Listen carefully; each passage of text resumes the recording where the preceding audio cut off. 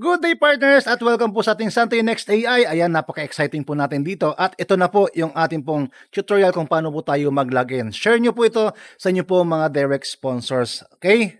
Okay, so to log in, pupunta lang po tayo sa ating mysantay.com. Ayan, mysantay.com. Tapos, automatic yan mapupunta sa store.mysantay.com. Then, click lamang po yung ating partner login. Ito po yung button nito, partner login. Click mo lamang po yan. At sa ating pong pag-login, ang ating pong gagamitin po yung ating username or email. Username, pwede po yung ating member ID, ating pong username or email. Okay, so enter po natin dito at saka yung ating password, yung password po natin na ginamit noong hindi pa tayo nagne-next AI. Ito yung nangyayari kadalasan. Pag nag-login po sila, may nalabas na ganito. Ayan, wrong credentials. So, ang sabi po dito sa ating pong Amelie, si Amelie po yung ating pong official Santay Barley chat services. So, i-ready lang po natin yung ating mga member ID, yung ating pong name, yung ating pong username at saka yung registered email po natin. So, chat po natin siya. Ito po yung itsura ng ating pong chat assistant, Facebook chat si Amelie. So, click lamang po natin tong message. At magsabi sa kanya na Amelie, nagkakaroon ko ng problema sa aking pong pag-login. Pero ako, ang ginawa ko is ganito lang ginawa ko. I hope na mag-work din to sa inyo. So, click ko lamang po yung forgot password. Tapos, enter ko lamang po yung email ko dito. Email address, enter, then reset password.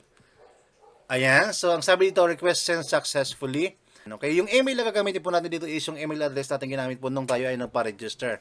Ayan. And dito na po tayo sa ating email, sa ating inbox. Ito po, nag-send po sa akin si Santay. Forgot password email. So, kiklik lamang po yan. At meron po ditong link. Ang sabi po dito is reset your password. Ayan. Click mo lang po yan.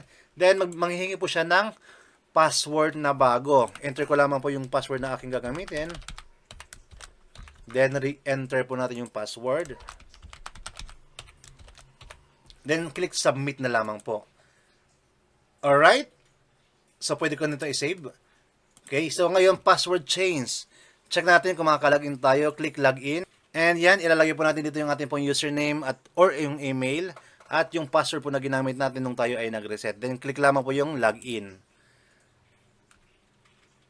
And finally, click mo lamang itong I have agreed the terms and condition and continue to home. And you're done. Okay? So, nakalagin ka na po, okay ka na po, goods na po tayo dyan.